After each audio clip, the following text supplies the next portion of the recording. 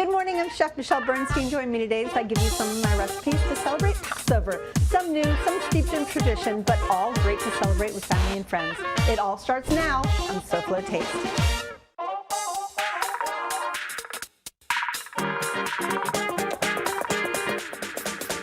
How fun is that?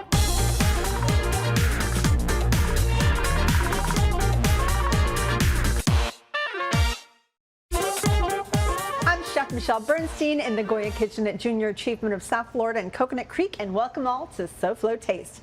Hag Sameach, Happy Passover. Passover is the major Jewish spring festival which commemorates the liberation of the Israelites from Egyptian slavery. So today, join me for some great recipes for the celebration, or even if you're not celebrating. So let's get cooking. I am mashing together a Sancocho, which is a Colombian-style soup with matzo ball soup. When you think of Sancocho, everybody makes it differently. For me, Sancocho basically just means a lot of different very local vegetables and very Latin vegetables, and a good puree with using a jalapeno, not spicy at all by the way, making it turn a beautiful green with cilantro.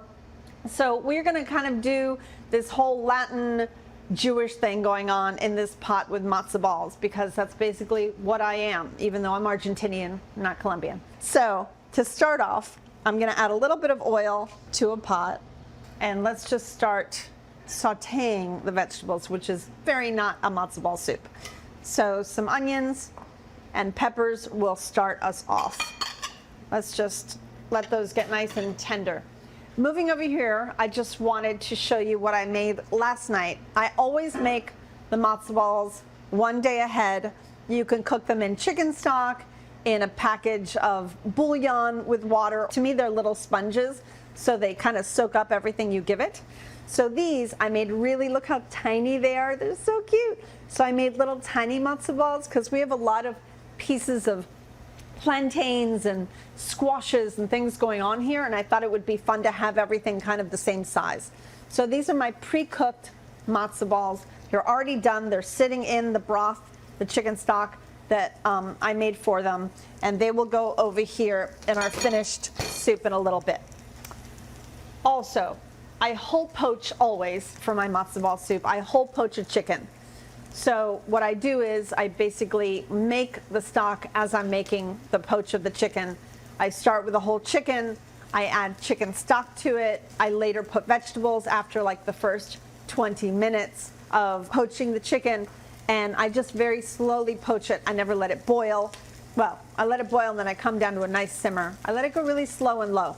Take the skin off and pull all the chicken so that it's really good and moist and it's not over dried. This also will go in once the soup is made.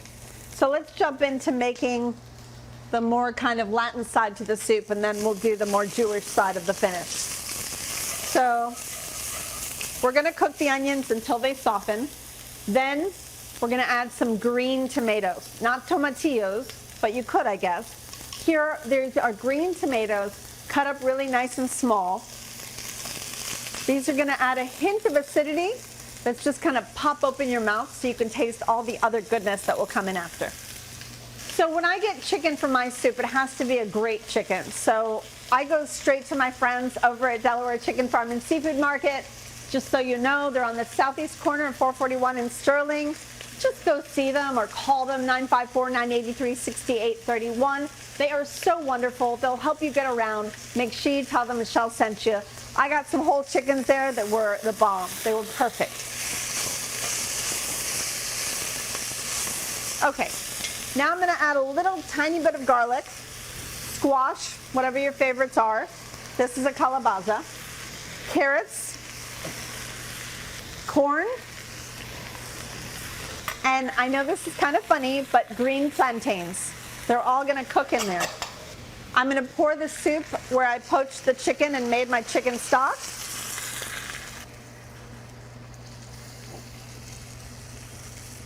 I'm gonna add a tiny little bit of saffron that I put in some hot water so that it kind of starts working its magic.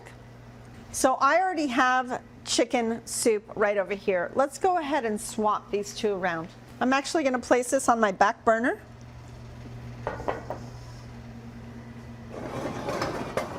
so that we can concentrate on turning this beautiful soup into a matzo ball soup. So if this freaks you out too much, remember, you can use little bits of what I'm showing you to maybe turn your matzo ball soup into something really interesting and different this year. Now, if your family is a little bit like mine, I know you probably have to go classic, but if I were you, I would make a little pot for yourself. You can always freeze it. This soup is incredible. It is so delicious. Maybe use some of your favorite things that you learned today from this soup. Maybe don't put plantains, but I love this, and I think it's just fun and different and delicious and still gives our nod to tradition. So, the last thing you have to do to make this soup, my soup, we're gonna cut around the seeds of a jalapeno.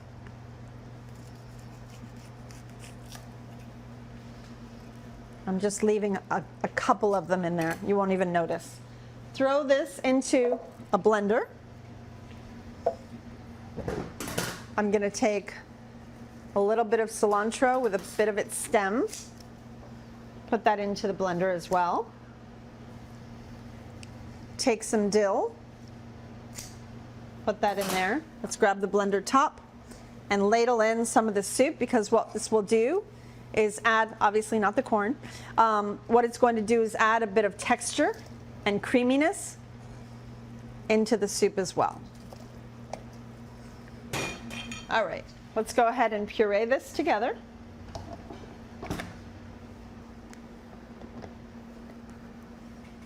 Really nice and low to start. You have to be a little careful when you have hot liquid in a blender. It likes to shoot up. So we always start really low, painfully low, and then go faster.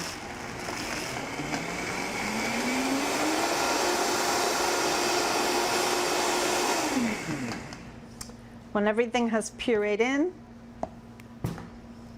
let's go ahead and pour that back in. Everybody can see the beautiful, delicate green hue that we have now. And the smell is beautiful. It's not spicy. It just, I don't know, it kind of gets right up there in your nose. It's delicious. You can tell it has a lot of flavor going on. Now, to finish this off, there's two actually ways of doing the chicken. You can either put it in this pot, or my favorite way, honestly, is to put it in the bowl and then pour the soup over it. That way the chicken never overcooks. I know it's odd, people don't think of it that way, but chicken actually does overcook. Even when it's already cooked in julienne, it does. So the only thing I guess I need to add in here are some matzo balls. I made enough matzo balls for probably 3 families, so I don't have to add them all in here. So you will definitely want to heat up these matzo balls all the way through. It should only take about 10 minutes to do so.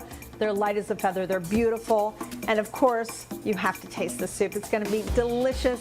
And I've got some more traditional recipes coming your way. Come right back in a minute. We're gonna serve this soup and taste it together. Don't forget, you're watching SoFlo Taste here on the one and only Local 10. See you in a minute.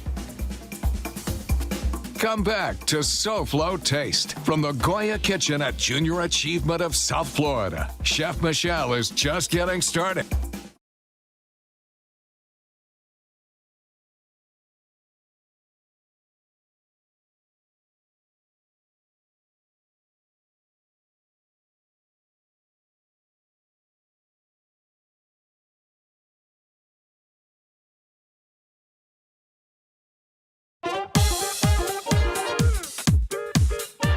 Coming up right after SoFlo Taste, it's SoFlo Home Project with me, Elena Capra, so stay tuned.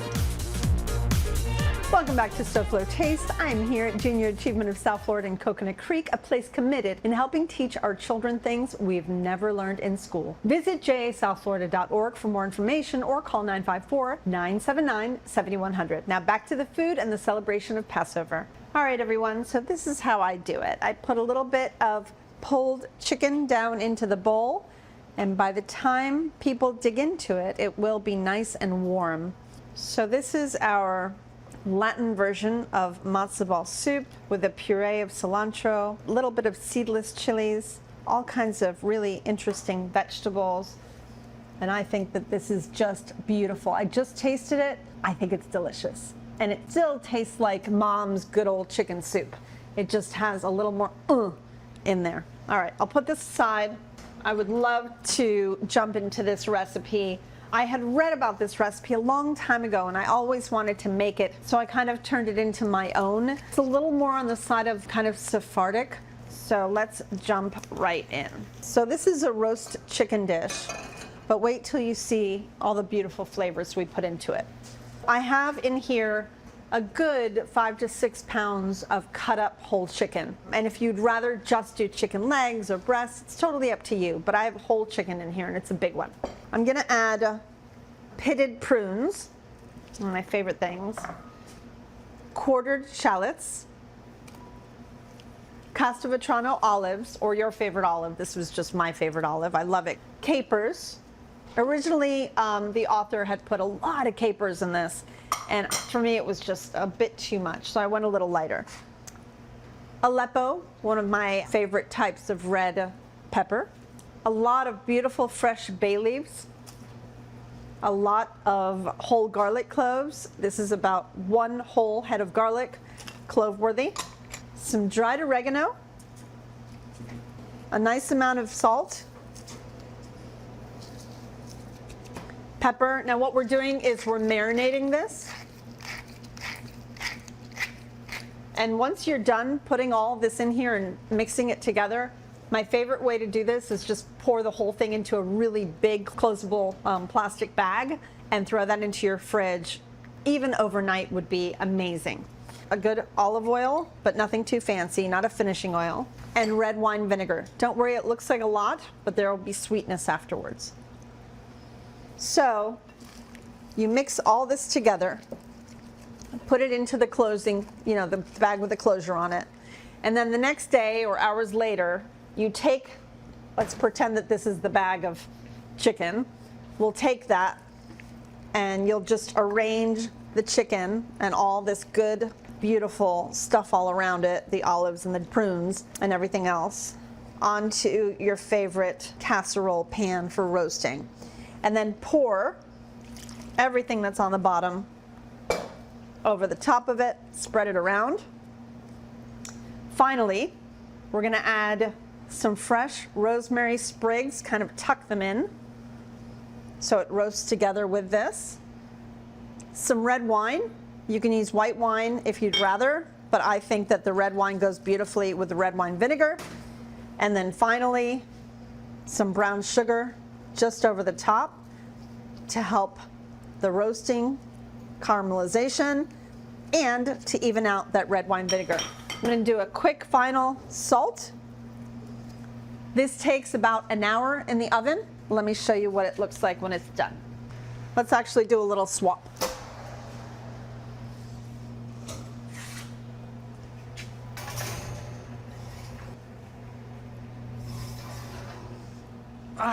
Okay. Look how pretty that is. Here's my platter for serving. I'm going to arrange the chicken on the platter. You can either discard the rosemary or keep it on there. I think it's beautiful, so I'll just leave it there. I love how the chicken takes on the red hue from the red wine. The smell is amazing, by the way. Oh. All right, we're gonna take all the toppings and the juices and pour it over a mesh strainer, just like so. Hopefully get them all in there. These go right over the top. We're gonna take these juices and just for a couple of minutes, we're gonna reduce them down so that they thicken just a touch by reduction, and we're gonna pour it right over the top. Come right back, let's see how beautiful this comes out. And then of course, I have one more in my pocket. So come right back for more SoFlo Taste and my Passover recipes in a moment.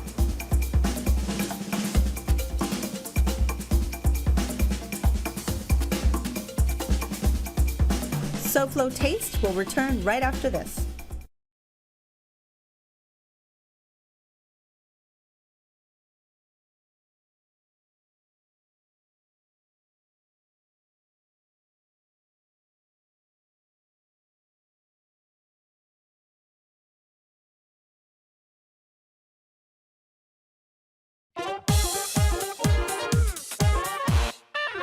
Welcome back to SoFlo Taste. All of my recipes are available on the SoFlo Show's webpage. Just scan this quick response code. You'll be whooshed to the informative SoFlo Show's page. You'll also see this QR code on the ingredient list throughout the show. Now it's time for more Passover recipes. All right, everyone. That chicken is calling my name. It's so good.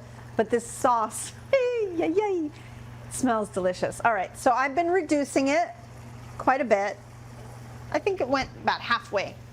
So either take a ladle or just pour it right on. It's up to you. So remember, this is filled with red wine vinegar, a little bit of brown sugar, and all the flavorings from the chicken juices. I would put a little bit on the side in case anybody wants a little more sauce. And if you want to, you can also finish it with a little bit of butter. Depends on if you're using butter this year or not. Okay, so the next recipe we're gonna make is olive oil whipped potatoes. Olive oil for obvious reasons. I love olive oil whipped potatoes, but to me, there's one thing I don't really talk about too much on the show, but I use it a lot in my restaurants. So I actually buy seasoned salt a lot. I used to make it, but now I buy it. So I would, if I were you, if you love different flavors and to play with different ideas for, all of your recipes and want to have a little fun, try some seasoned salt once in a while or make some. You can actually make your own seasoned salt, and this is really good quality fleur de sel sea salt with a little bit of ground fennel and orange flavors, but experience, have fun, play with it. We're gonna add some of my favorite kankal, which is the name of this salt, to this potato. I just thought it would be something of interest for you to maybe look into for your future cooking, because it really brings it up to another level. All right, so I have Yukon Gold potatoes that were peeled and now boiled. Now we didn't boil it very hard because I don't want them to break apart. As you see, these are not broken apart. These are still intact. We quarter them and then cook them in water.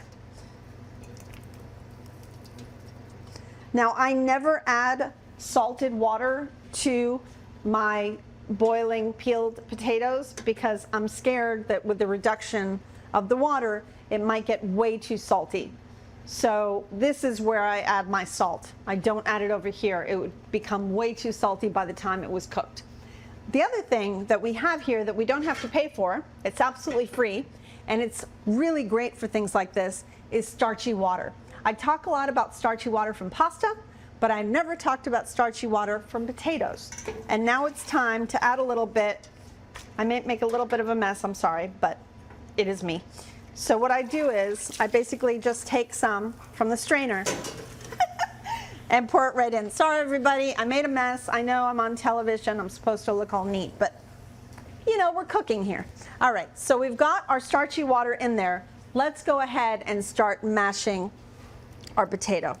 And the starchy water is going to act like the heavy cream or milk that a lot of you put in your potato. The next thing we'll start adding is the oil and the seasoned salt.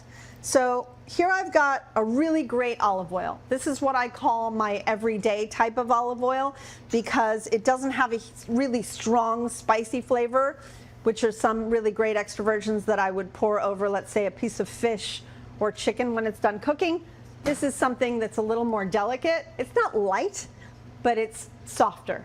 And then of course, our seasoned salt. And then we just mash and mash and mash and mash, which I'm gonna do, but you don't have to do. You can go take a break, get a glass of water or a glass of wine, that's even better.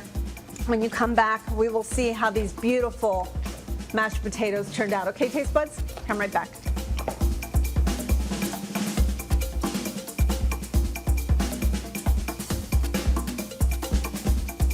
We'll see what's cooking on SoFlo Taste right after this.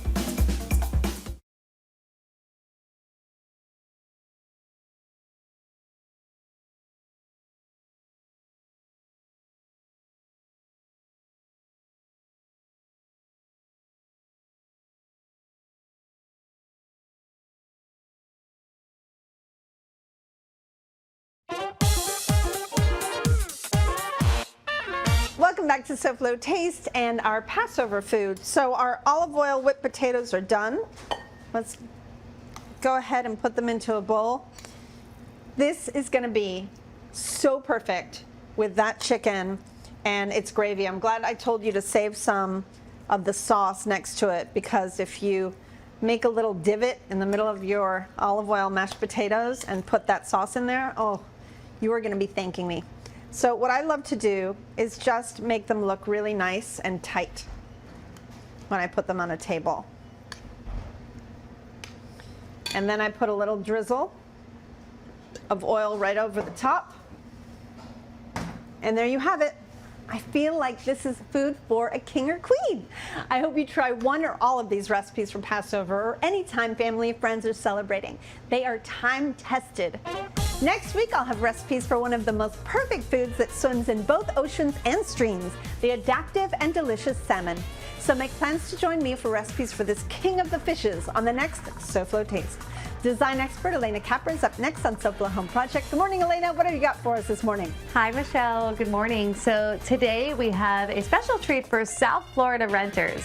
Coming up on SoFlo Home Project, we take a look at ways to beautify rental spaces, whether short-term, long-term, or even vacation rentals. You don't want to miss it. Okay, Elena, sounds great. So taste buds again. Thanks for watching. I'll see you next week and have a happy Passover. Goodbye and good taste.